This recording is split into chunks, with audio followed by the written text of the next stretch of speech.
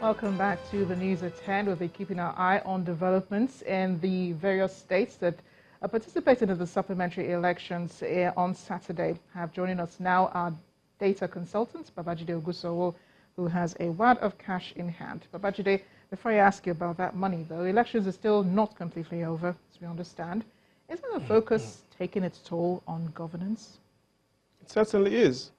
And so in the last 3 months, we've seen a lot of focus on politics rather than governance. We've seen less focus on how do we create jobs.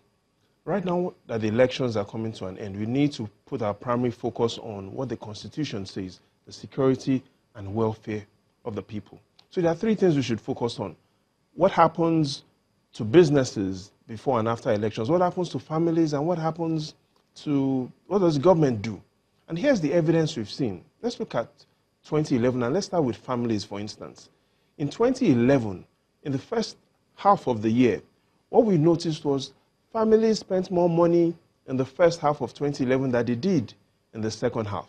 But in 2015, what we noticed was after the elections of President Buhari, families spent more money in the second half. So the question is, now why exactly? And will we see families spending more? Same thing, the government.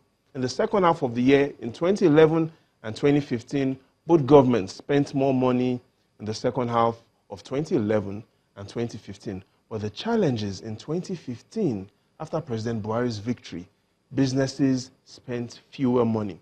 So the concern we have today is all states and the president must focus on 2 things: building consumer confidence and building business confidence. And that is what the focus should be in the days ahead: building consumer confidence and building business confidence. Enough of the attention on politics, enough of all the violence. We now need to grow the economy, create jobs, and ensure that everyone is safe. How do they build that confidence? I mean, because people are worried, and I'm sure businesses must have factored in the fact that there are elections this year. They had already factored in how their businesses will be like, in the first or second quarter of the year and all that. So how does the government come in now to help quieten some storms and help build the confidence you're talking about? Several things, but if there's one thing we should recommend, it should be keeping promises. Keeping promises. So all leaders, elected leaders, had made promises to the people, and those promises were not promises of violence. They were promises of prosperity. So we should ensure that leaders at all levels bring up all those promises and have a checklist to ensure those promises are kept. And indeed, civil society should ensure that leaders are held accountable to the promises they had made to people for their votes. But here's what we should ask ourselves. Yes, we've looked at the need to ensure that businesses spend more money in the second half, that families should spend more money, and indeed, the government should spend more money. But let's put this aside and let's consider this. If I ask you, are we in 2019 or are we in 1979? Now, you might easily say we're in 2019. But here's the fact. If we look at what happened 4 decades ago, 1979, the headlines are still the same. 3 things that had happened in 1979, 3 headlines. After the elections had happened, they had said, it's a disaster. That was a major headline. The second major headline was low voter turnout. The same headlines we have today. The sad thing is, in 1979, there were cancelled elections. And then the INEC chairman, the INEC public speaker, the spokesperson of INEC then was Fedeco, Alade, had said that the problems with elections, one word, logistics. So the same concern, low voter turnout, cancelled votes. And what was the boogeyman in 1979? They blamed it on logistics. So here's the real concern. The problem isn't logistics. The problem is we are failing to learn from history. Yeah. And once we fail to learn from history, just as George Santana has said, we are doomed. Yeah. So the problem is we need to learn from history, and then we'll create more solutions. What do the days ahead look like? There's a saying that you begin to prepare for the next elections as soon as the president's elections are over. So have we started preparing for 2023? From the results we see, I think 2023 elections will be interesting, and that's what we see. We've seen in Borno State, for instance, the governorship winner in Borno State won by over 1 million votes. We've seen what's happened in Kano.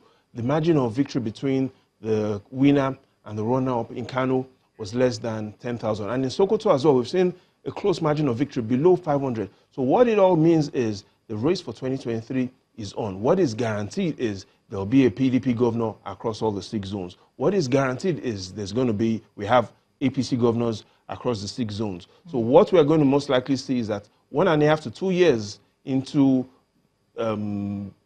this results that are being released, the politics of 2023 will really ramp up. But again, the solutions to our problems is to learn from history. We can't keep repeating the mistakes we made 40 years ago. Right. Low voter turnout, elections that were cancelled, and blaming it on logistics. We need to learn from history. Okay, since we're not talking about that money you have there, we'll talk about it after. Oh yes, let's not forget business confidence, consumer confidence, and I see your confidence is high that you'll be going on with some of this. Oh, Babajide, not tonight, not tonight. Oh, thanks a lot for joining us on the News at 10. Now, the former Director General of the National Intelligence Agency, Ambassador Ayodele, and his wife, Folashade, have been declared wanted by the Economic and Financial Crimes Commission, the EFCC, over fraud charges. A statement by the anti-graft agency says the couple were declared wanted due to their failure to answer to fraud charges filed against them.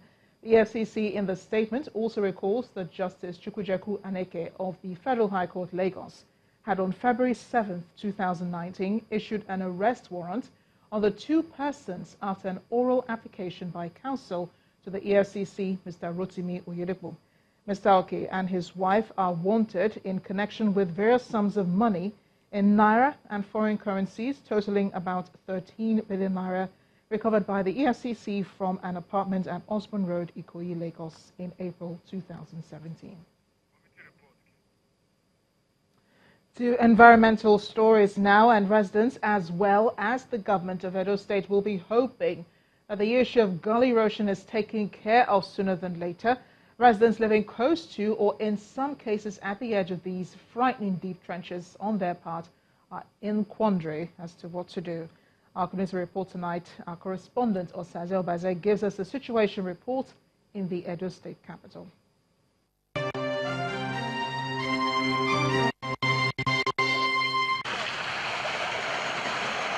As the raining season commences, residents of Benin City who own houses, plots of lands or tenants in identified gully erosion sites are living in palpable fear. While many looked forward to the raining seasons, residents here dreaded oncoming rains for obvious reasons. Where the rain comes trouble, deep gully trouble. It's another rainy season coming in. If care is not taken, see this house now. It's going in. We are not safe here. We have cried all many things. The people living at that side, they've all vacated that environment because some houses has fallen in. He insists government officials are aware of the problem here. And when fund was eventually released and said it was for maybe for for Queen Ede and the Gully erosion, we asked what happened to this one that we'll be fighting for. They say this one will be in second phase. I'm quoting from the Ministry of Environment. At the Akiwa Ute Road, the effects of the gully erosion on this road stares you right on the face. It must take some dexterity for this elderly woman to navigate around. She's literally speaking, living on the edge. She's asking government to lend a helping hand.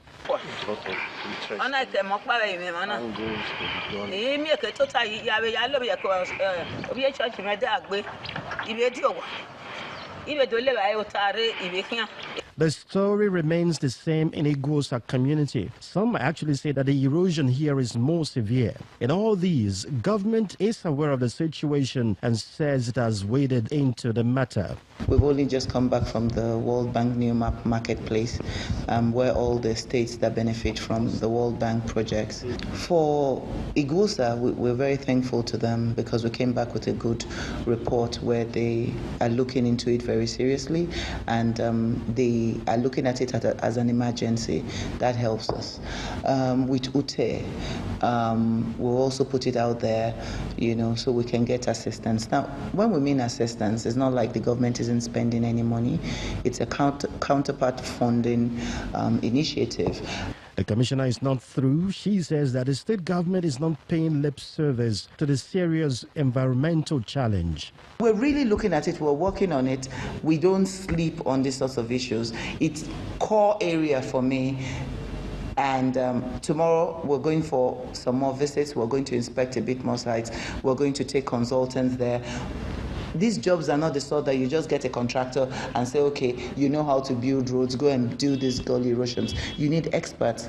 You need them to look. We have a team of experts that work with us just for gully erosion sites. Experts say gully erosion occurs when water is channeled across unprotected land and washes away the soil along the drainage lines. Other natural conditions, runoff water is moderated by vegetation, which generally holds the soil together, protecting it from excessive runoff and direct rainfall. Osazobaza Channels Television News. The National Breweries Nigeria at the weekend hosted its distributors and trade partners who excelled in the course of their business partnerships with the company in 2018. The managing director of the company, Annabelle de Groot, hailed the partners for the long years of support and affirmed that the company will continue to empower them to expand their businesses in order to meet the demands of customers. The 2019 International Breweries Dinner is meant to celebrate the commitment of its distributors in 2018. The success story, 60% of which is attributed to these businessmen and women, is explained by the company's managing director. It has been a very, very successful year for us. We have moved from being number 3 in Nigeria to being number 2 in Nigeria. We've also moved from probably being number 8 in our Africa business to being number 2 in our Africa business. Then comes the main highlight, which is the presentation of awards and gifts.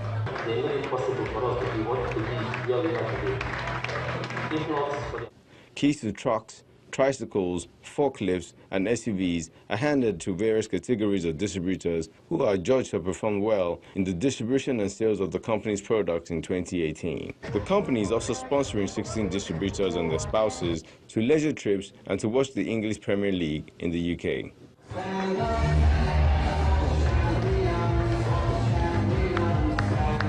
Magden Nigeria Limited emerges the first prize winner of the national category A.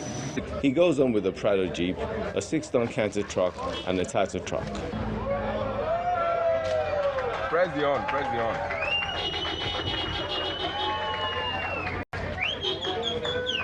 It's hardworking because I believe that I go through the profile of Cristiano Ronaldo, why he's always best player of the year. I see that after the training they give to him in the club, he go back home and still give himself training. So he's hardworking. I call them partner because it's because of them. That's why we're in business. International Brewery is not an arrogant company. It's a company that respects and cherishes our distributors. You know, we want to create that superior service that is second to none. And that's why we have that service level that no any other multinational can compare with in Nigeria. International Breweries Nigeria is a subsidiary of AB InBev, a multinational drink and brewing company. It has over 1,500 distributors in Nigeria and looks forward to a more rewarding relationship with them in the years ahead.